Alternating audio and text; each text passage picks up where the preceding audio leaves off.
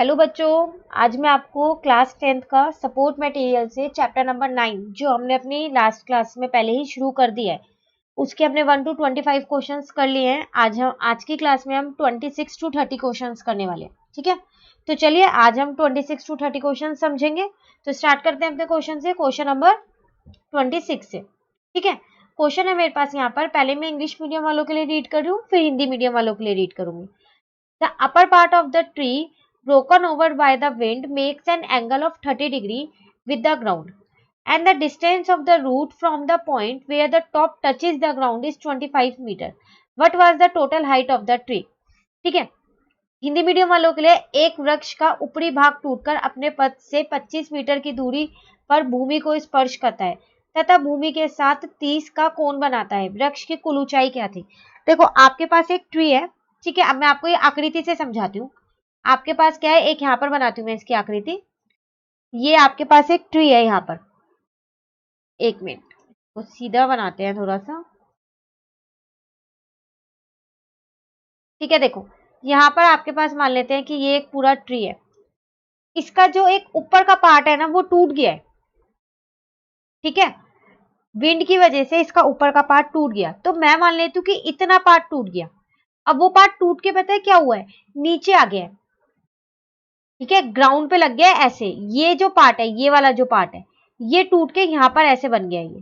तो अब ये ग्राउंड से क्या कर रहा है, एक कोण बना रहा है। कितना? 30 डिग्री का। ठीक है, और भी एक चीज आपको यहाँ पर दे रखी है। आपसे वो कह रहा है यहाँ पर कि जो इसका रूट था, ट्री के जो रूट्स थे, ठीक है, वो और जो ग्राउंड है, इनके बीच की दूरी आपको दे रखी है कितनी? 25 मीटर। ठीक है ना, आपसे ये कह रहा है आप मुझको ये बताओ कि टोटल हाइट ट्री की है कितनी। टोटल लिखा है यहाँ पर कुल, तो इसका मतलब जो ये ट्री बचा है, इतना तो अभी मेरे पास बच रहा है ट्री, इतना ही ट्री तो टूटा है मेरे पास। ये वाली भी और ये वाली भी, दोनों मतलब पूरी हाइट बतानी है मुझे ट्री की। ठीक है ना, तो पहले इसको हम यहाँ पर नाम दे लेते हैं। इसको मैंने नाम दिया ए, इसको दिया बी, इसको दिया सी। तो सबसे पहले मैंने लेट कर लिया लेट। मेरे पास जो ए बी है वो एक्स है, तो इसको मैंने एक्स मान लिया। ठीक है, और जो ये ऊपर वाला पार्ट था, ये टूट के तो नीचे ही गिर गया, तो ये मैंने AC मान ली। मैंने, मेरी क्या है, Y है। तो ये Y है, तो फिर ये भी तो Y है मेरी, दोनों सेम ही तो है ये। ठीक है ना, तो ये मैंने लेट कर लिया। अब हम इसमें क्या करते हैं, सबसे पहली बात, मैं इस ट्रायंगल में, कौन सा, इन ट्रायंगल ABC में, अपने इस त्रिभुज में, ठीक है, सबसे पहले मैं यहाँ पर लगा दूं tan थीटा। tan थीटा होता है मेरे पास P अपॉन में B, तो tan 30 होगा यहाँ पर फिर। ठीक है ना, P मेरे पास क्या होगा, ये मेरा 90 डिग्री है, तो P मेरे पास क्या होगा, AB, और B मेरे पास होगा BC। tan 30 होता है 1/√3। AB तो मुझको नहीं पता, मैंने उसको x मान रखा है। ठीक है, BC मेरे को पता है 25 है। ठीक है ना, तो यहां से मेरा x आ गया 25 अपॉन में √3। चलो, x तो मुझको मिल गया है। अब अगर मुझे y मिल जाए तो मैं दोनों को जोड़ दूंगी, है ना।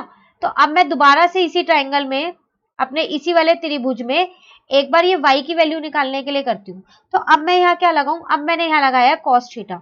क्यों लगाया, देखो, पंडित बद्री प्रसाद हर हर बोले। तो अब मेरे को बेस पता है, और y, ये मेरा h है, ये मेरा p है, और ये मेरा b है। आपको बेस पता है और h निकालना है, तो b और h का रिलेशन तो cos ही बताता है आपको, तो इसलिए मैंने यहाँ cos थीटा लगा लिया। तो ये मेरा हो गया cos 30 थीटा की जगह, b की जगह bc और h की जगह क्या है, मेरा ac है। ठीक है, cos 30 की वैल्यू मेरे पास होती है √3/2। ठीक है ना, bc मुझको पता है 25 है, ac मैंने y मान रखा है। ठीक है, तो यहां से मेरी y की वैल्यू कितनी आ जाएगी, तो यहां से मेरी y की वैल्यू आ गई 50 अपॉन में √3।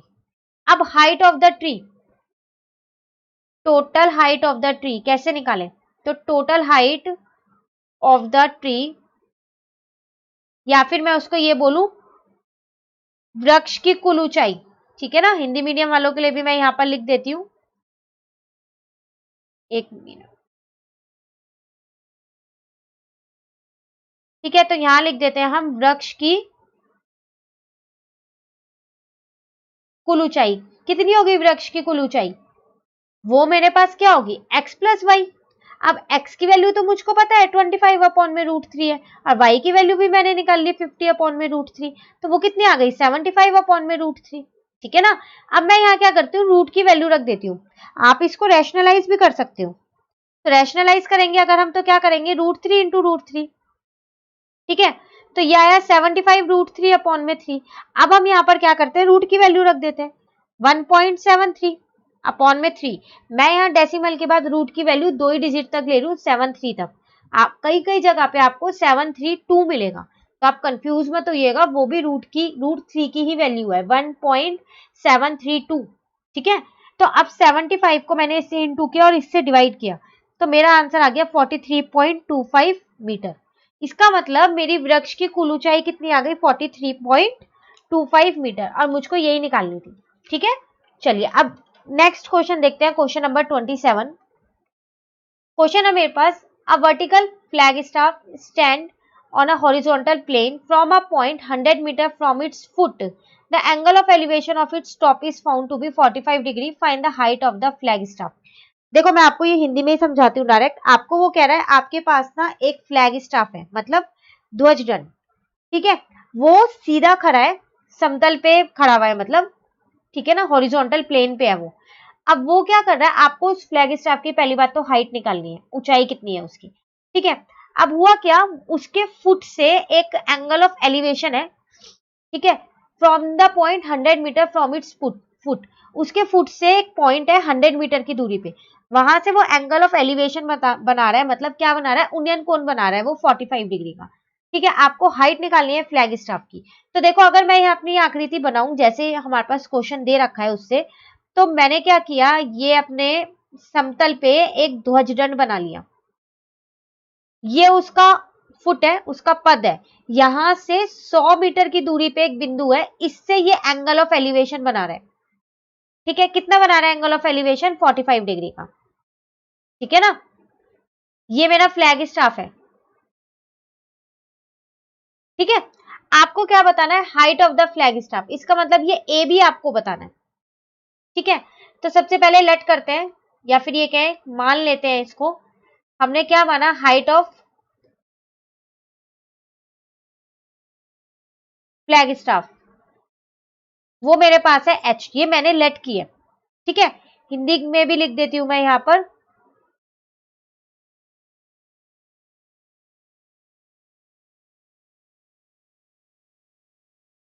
एच। ठीक है, अब देखो अगर मैं आपसे बात करूं कौन से त्रिभुज की, एबीसी में, तो अब आप यहाँ पर टेन थीटा ही लगाने वाले हो। क्यों, क्योंकि आपको पी नहीं पता और बी दे रखा है, तो पी और बी का रिलेशन कौन बताता है, टेन थीटा। तो 1045 मेरे पास क्या होगा यहाँ पर, ए बी अपॉन में बी सी। 1045 मेरे पास 1 होता है, ए बी मेरे को नहीं पता, लेकिन ए बी को मैंने यहाँ पर एच मान रखा है ना, तो मैं क्या करूंगी यहाँ पर, फिर मैं एच ही लिखूंगी। ठीक है, अब बीसी मुझे पता है 100 है, तो यहां से आपकी एच कितनी आ गई, 100 मीटर। इसका मतलब आपकी हाइट ऑफ फ्लैग स्टाफ कितनी आ गई है यहाँ पर, तो हाइट ऑफ फ्लैग स्टाफ मेरे पास आ गई, H is equal to 100 metre. ठीक है, सेम हिंदी मीडियम वालों के लिए भी यही है, ध्वजदंड की ऊंचाई कितनी आ गई उनकी, 100 मीटर आ गई। ठीक है, चलिए क्वेश्चन नंबर 28 देखते हैं। क्वेश्चन है मेरे पास यहाँ पर, the length of a string between the kite and the point on the ground is 90 metre. सबसे पहली बात, ये 90 मीटर नहीं है, यहाँ पर 200 है। ठीक है, ये थोड़ा मिसप्रिंट है, आप अपनी बुक में इसको सही कर लेना। If the string makes an angle with the ground level and sin alpha is 3/5, ठीक है, find the height of the kite, there is no slack in the string। ठीक है, यहां पर भी एक थोड़ी सी मिस्टेक है, मेक एन एंगल अल्फा है वो, अच्छा यहाँ पर है अल्फा। ठीक है, ये भी मिसप्रिंट था। देखो आपसे वो क्या कह रहा है यहाँ पर, आपके पास ना एक काइट है, ठीक है, जो हवा में है, तो उसकी ऊंचाई तो आपको निकालनी है कि वो ग्राउंड से कितनी ऊंचाई पे है। ठीक है, तो अगर मैं यहाँ पर क्या करूं, ये ग्राउंड से यहां पर मैं अपनी काइट बना दूं, काइट के क्वेश्चन हमने पहले भी किए हैं, तो ये मैंने अपनी काइट बना दी, तो इसका मतलब ये तो आपको पता चल गया कि ये आपको निकालना है हाइट। अब वो कह रहा है इस काइट को ना आपने एक धागे से बांध दिया है। ठीक है, धागा यहाँ पर है भूमि पे, भूमि तल पे, यहां से इस काइट को बांधा है ऐसे। ठीक है ना, इस धागे की, ठीक है, जो ये धागा आपने यहाँ पर बांधा है, इसकी आपको क्या दे रखे, लंबाई दे रखी है, ये 200 मीटर है। ठीक है। अब जो ये यहां से हमारा एंगल बना रहा है, कोण बना रहा है, वो बना रहा है मेरा ये अल्फा। ठीक है। और मुझको क्या निकालनी है, मुझको ये निकालनी है कि जो मेरी पतंग है वो कितनी ऊंचाई पे है, वो मुझको बताना है। धागा मेरा ढीला नहीं है, वो बिल्कुल टाइट धागा है मेरा। ठीक है ना। तो आपको क्वेश्चन समझ में आ गया। एक पतंग है जो धागे से बंधी हुई है। अब पतंग तो ऊपर है और धागा जो है वो नीचे बंधा हुआ है, भूमि तल पे बंधा हुआ है। ठीक है ना। तो जो धागे जहां से बंधा है वहां पतंग तक वो एक कोण बना रहा है अल्फा नाम से। ठीक है। मुझे ये बताना है कि मेरी जो वो पतंग है वो कितनी ऊंचाई पे है, ये मेरे को बताना है। ठीक है ना। तो अब हम इसमें क्या करेंगे, सबसे पहली बात तो जो मुझे हाइट ऑफ द काइट निकालनी है वो लेट करनी पड़ेगी। चलो लेट कर लेते हैं हम यहाँ पर कि जो मेरी हाइट ऑफ द काइट है उसको मैं क्या मानूं, आप कुछ भी मान सकते हो। ठीक है, मैं यहाँ पर एच मान लेती हूँ। ठीक है ना, यहाँ मैंने एच मान ली। तो माना, क्या माना है मैंने यहाँ पर, पतंग की ऊंचाई। तो पतंग की ऊंचाई मेरे पास कितनी है, यहाँ पर एच है। ठीक है। अब देखो ये मैंने यहाँ एच लिख दिया।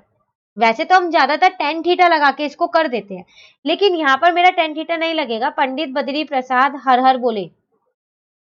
तो आपको पी, ये पी आपके पास, ये बी आपके पास और ये एच है आपके पास। पी दे रखा है, एच निकालना है, तो साइन लगेगा। लगेगा नहीं लगेगा। और दूसरी बात, आपको क्वेश्चन में साइन अल्फा ही दे रखा है, इसका मतलब ये कंफर्म है यहाँ पर साइन अल्फा ही लगना है, पी अपॉन में एच। ठीक है। तो पी मेरे पास यहाँ पर क्या है, नाम दे देती हूँ मैं इसको ए बी और सी। तो पी है मेरे पास ए बी और एच है मेरे पास ए सी। ठीक है। साइन अल्फा मुझको यहाँ पर दे रखा है 3/5, इसकी वैल्यू मुझे पहले से ही मेरे क्वेश्चन में गिवन है, तो मैं वही लिखूंगी। ए बी मुझे नहीं पता, मैंने एच माना है। ए सी मुझे पता है 200 है। ठीक है। तो अब हम क्या करेंगे, क्रॉस मल्टीप्लाई कर देते हैं। ठीक है ना। तो 200 इंटू में 3/5 इज इक्वल टू एच। यहां से आपकी एच की वैल्यू कितनी आ गई, इसको इससे कट कर दो 40। तो 40 इंटू में 3, आपकी एच की वैल्यू आ गई 120। तो इसका मतलब हाइट ऑफ द काइट आपकी कितनी आ गई, यहाँ पर height of the kite is equal to H, वो आपकी आ गई 120 मीटर, और आपको यही निकालनी थी। ठीक है ना। ऐसा एक क्वेश्चन हमने पहले भी कर रखा है जिसमें हमको हाइट दे रखी थी काइट की और हमें धागे, ये स्ट्रिंग की लेंथ निकालनी थी। ठीक है। यहाँ पर हमारे को क्या किया है, स्ट्रिंग की लेंथ दे रखी है कि धागा कितना लंबा है। अब हमें हाइट निकालनी है कि वो काइट कितनी ऊंची है ग्राउंड से। ठीक है। चलिए क्वेश्चन नंबर 29 देखते हैं। क्वेश्चन नंबर 29 है मेरे पास, ये थोड़ा सा मुश्किल क्वेश्चन है। मतलब इसकी फिगर बनाने में ये है कि अगर आपको क्वेश्चन अच्छे से समझ में आया तभी आप फिगर बना पाओगे। आपसे वो कह रहा है an aeroplane when 3000 meter high passes vertically above another plane at an instant when the angle of elevation of two aeroplanes from the same point on the ground are 60° and 45° respectively. Find the vertical distance between the two planes. ठीक है। देखो Hindi medium वालों के लिए read कर दूं, दोनों को एक साथ समझा दूंगी फिर। एक वायुयान 3000 मीटर की ऊंचाई पर उड़ रहा है। इतना तो आपको पता चल गया ना कि एक एरोप्लेन है जो 3000 मीटर की ऊंचाई पे है। ठीक है। वह एक दूसरे वायुयान के ऊपर से गुजरता है। इसका मतलब दो प्लेन है आपके पास। तो मैं क्या करती हूँ, देखो अब यहाँ पर साथ साथ आकृति भी बनाती हूँ। तो मैंने यहाँ पर क्या किया, ये एक वायुयान वो बना लिया। ठीक है ना। तो इतना मुझको पता है कि ये मुझे पूरा 3000 दे रखा है। तो ये मेरा ग्राउंड ले लेती हूँ मैं यहाँ पर। ठीक है। ये रहा मेरा वो प्लेन मान लेती हूँ। अब वो आपसे कह रहा है वह एक दूसरे वायुयान के ऊपर से गुजरता है। इसका मतलब जो दूसरा प्लेन है वो इससे नीचे होगा, क्योंकि वो कह रहा है उसके ऊपर से गुजरता है। तो मैं मान लेती हूँ मेरा दूसरा प्लेन यहाँ पर है, क्यों नाम दे देती हूँ उसको। ठीक है ना। अब कह रहा है ठीक उसी समय दोनों वायुयानों के भूमि तल पर एक बिंदु पर उन्नयन कोण क्रमशः 60 डिग्री और 45 डिग्री के हैं। तो भूमि पर एक बिंदु है, तो मैंने वो बिंदु यहां मान ली। अब दोनों वायुयान से क्या बन रहा है, उन्नयन कोण बन रहा है। तो मुझे दोनों से बनाना पड़ेगा फिर तो। ठीक है ना। तो देखो पहले मैं इससे बना रही हूँ, जो मेरा पहला एरोप्लेन का ये वाला पॉइंट था, इससे। आप फिगर पेंसिल और स्केल से बनाना ताकि ये लाइन आपकी स्ट्रेट जाए। ठीक है। एक ये रहा और एक ये रहा, यहां ले लेते हैं इस पॉइंट को। ठीक है। 60 और 45, तो पहला ये वाला था मेरे पास। ठीक है। तो वो मेरा 60 होगा। इसका मतलब ये वाला मेरे को 60 दे रखा है और ये वाला मुझे कितना दे रखा है, 45 डिग्री। ठीक है ना। और नाम दे देते हैं हम इसको, यहाँ पर मैं ए दे देती हूँ इसको, यहाँ पर ओ दे देती हूँ। आगे बढ़ते हैं हम इसको, हम दोनों वायुयान के बीच की दूरी ज्ञात कीजिए। आपको ये बताना है कि उन दोनों वायुयान के बीच में कितनी दूरी है। इसका मतलब आपको क्या बताना है, आपको जो ये पी क्यू है इतना, ये आपको फाइंड करना है। क्योंकि एक एरोप्लेन आपका यहाँ है, यहाँ मैं लिख भी देती हूँ कि ये आपका एक एरोप्लेन है इस पॉइंट पे, और एक एरोप्लेन आपका इस पॉइंट पे, यहाँ भी लिख देती हूँ यहाँ है। ठीक है ना, ताकि आपको कोई दिक्कत ना हो। तो इन दोनों के बीच की दूरी बतानी है आपको। ठीक है, तो चलिए हमने क्या किया, पी और क्यू दो ले लिए, तो लिख देती हूं मैं यहां पर P and Q be the position of two aeroplane. जो मैंने आपको फिगर में बताया ना कि ये दो मैंने एरोप्लेन लिया और फिगर में लिखा, वही चीज मैंने यहाँ पर लिख दी है। ठीक है, मुझे फाइंड क्या करना है, मुझे फाइंड करना है यहाँ पर पी क्यू, ये मुझे फाइंड करना है। चलो अब हम क्या करते हैं, मुझे दे क्या रखा है, सबसे पहली बात तो यहाँ पर मुझे सिर्फ एक ये दे रखा है कि मेरे पास ओपी जो है, गिवन क्या है मेरे को यहाँ पर, क्या दिया है मेरे को यहाँ कि जो मेरी ओपी है वो मेरी 3000 मीटर है। ये मुझको पता है, ओपी मेरी 3000 मीटर है। ठीक है, चलिए अब हम क्या करते हैं, सबसे पहले त्रिभुज लेते हैं। कौन सा त्रिभुज लें, छोटे वाला ले लेते हैं हम। कौन सा, क्या नाम है इसका, ए क्यू ओ। तो इसमें मैं टेन थीटा लगा रही हूँ पी अपॉन में बी। ठीक है, क्यों मैं टेन थीटा ही क्यों लगा रही हूँ, क्योंकि देखो पी तो मुझे चाहिए ही चाहिए, क्योंकि मुझे एरोप्लेन की जो हाइट है वो मुझे दे रखी है कि ये कितनी ऊंचाई पे है। तो ये मेरा एच होता है, ये मेरा बी होता है और ये मेरा पी होता है। तो ये तो मुझे चाहिए ही चाहिए। अब रही बात एच लूं या बी लूं, तो अगर मैं एच लूंगी तो मेरे दोनों त्रिभुज में अलग अलग एच है, इसमें ये वाला और इसमें ये वाला है, तो क्वेश्चन सॉल्व नहीं हो पाएगा। लेकिन अगर मैं बी लूंगी तो दोनों त्रिभुज में मेरे पास बी सेम है, आधार दोनों ही त्रिभुज का सेम है, इसलिए मैंने यहाँ टेन थीटा लगाया। Tan theta is equal to P upon B. अब मुझे टेन 45 थीटा की जगह मैंने रख दिया। ठीक है, छोटे वाले त्रिभुज में आ जाओ, इसमें मुझे ये ओ क्यू नहीं पता है, तो वो मैंने ऐसी रह दी, बी मेरे पास है ए ओ। ठीक है, तो यहाँ से मेरा A O is equal to O Q आ गया। ये मुझे आगे काम आएगा, इसलिए मैंने इसको बॉक्स में डाल दिया। अब मैं क्या करती हूँ, दूसरे त्रिभुज की बात कर रही हूँ, कौन से, ए पी ओ की। ठीक है ना, यहां पर फिर मैंने टेन थीटा लगाया, वो मेरा पी अपॉन में बी होता है। ठीक है, अब यहां पर मेरे पास हो गया टेन थीटा की जगह टेन 60। अब पी की जगह क्या लिखूं, तो ये पूरा पी है ना, पी ओ परपेंडिकुलर, इसके लिए बड़े वाले त्रिभुज के लिए तो पूरा है। अब बेस मेरा जो है वो ओ ए ही रहेगा। टेन 60 होता है √3, ये भी मुझको पता है 3000, यहाँ से ओ ए, तो यहाँ से मेरी ओ ए की वैल्यू आ गई कितनी, 3000 अपॉन में √3। रैशनलाइज कर देती हूँ इसको मैं, फिर आप इसको ऐसे ही भी छोड़ सकते हो। अब देखो O A is equal to O Q था, तो जब ओ ए की वैल्यू 3000 अपॉन √3 है, तो ओ क्यू की वैल्यू भी तो इतनी ही होगी, फिर होगी नहीं होगी। रीजन आप यहाँ पर लिख सकते हो कि O A is equal to O Q है मेरे पास। ठीक है, नहीं ठीक है, मुझे क्या निकालना है, मुझको तो पी क्यू निकालना है, निकालना ही नहीं निकालना पी क्यू। अगर मैं इस पी क्यू को कैसे निकालूं, अगर मैं इस पूरे पी ओ में से, इस पूरी लाइन में से, ये जो मेरा पी ओ है, इसमें से इतना पार्ट हटा दूं, तो फिर मेरा यही तो बचेगा, क्यू ओ। अगर मैं इस पूरे में से ये क्यू ओ हटा दूं तो मेरा पी ओ बचेगा, पी ओ हटा दूं तो क्यू ओ बचेगा, यही होगा। मुझे निकालना क्या है, मुझको तो ये वाला निकालना है। तो मैं क्या करती हूँ, क्यू ओ हटा देती हूँ। किसमें से हटा दूं, पूरे पी ओ में से। तो चलिए अब यहां पर करते हैं इसको। ठीक है, तो हम क्या करते हैं, यहाँ पर पी क्यू निकालने के लिए मैंने क्या किया, पी ओ में से ओ क्यू हटा दिया। मेरे को दोनों की वैल्यू पता है, पीओ की वैल्यू तो मुझे क्वेश्चन में गिवन थी 3000, और ओ क्यू देखो इसकी वैल्यू मैंने अभी निकाली है 3000 अपॉन में √3, तो बस इसको मैं यहां रख देती हूँ। ठीक है, नहीं ठीक है। अब क्या करते हैं, बेस सेम कर लेते हैं हम। तो बेस सेम जब हम करेंगे तो 3000 √3 माइनस 3000 अपॉन में √3, यहां से मैंने क्या किया, 3000 अपना कॉमन ले लिया, तो वो आया मेरा √3 माइनस का 1 अपॉन में √3। ठीक है, अब मैं क्या करती हूँ, इसमें √3 की वैल्यू रख देती हूँ, 1.73 माइनस 1, और यहाँ पर मेरी 1.73।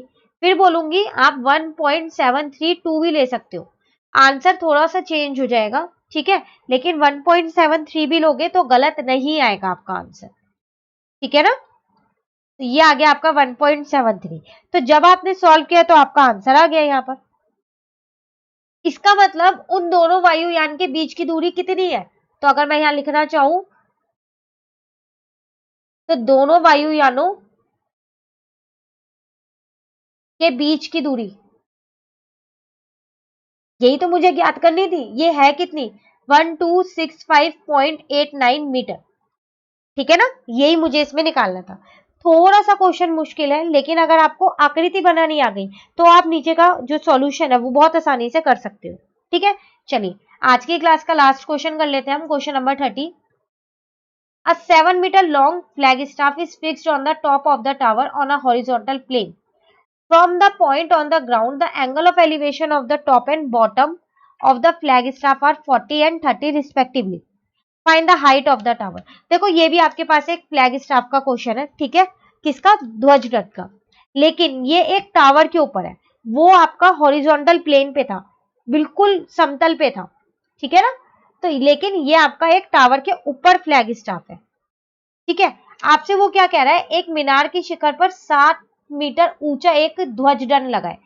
इसकी ऊंचाई भी आपको दे रखी है कि आपका जो ये ध्वज दंड है वो कितना है? 7 मीटर ऊंचा है, ठीक है। चलिए साथ साथ आकृति भी बनाते रहते हैं और समझते रहते हैं। मैं मान लेती हूँ कि ये मेरा टावर है इतना, और ये मेरा यहां से यहां तक का ध्वज दंड है, ठीक है। मैं यहां लिख भी देती हूँ कि ये है मेरे पास,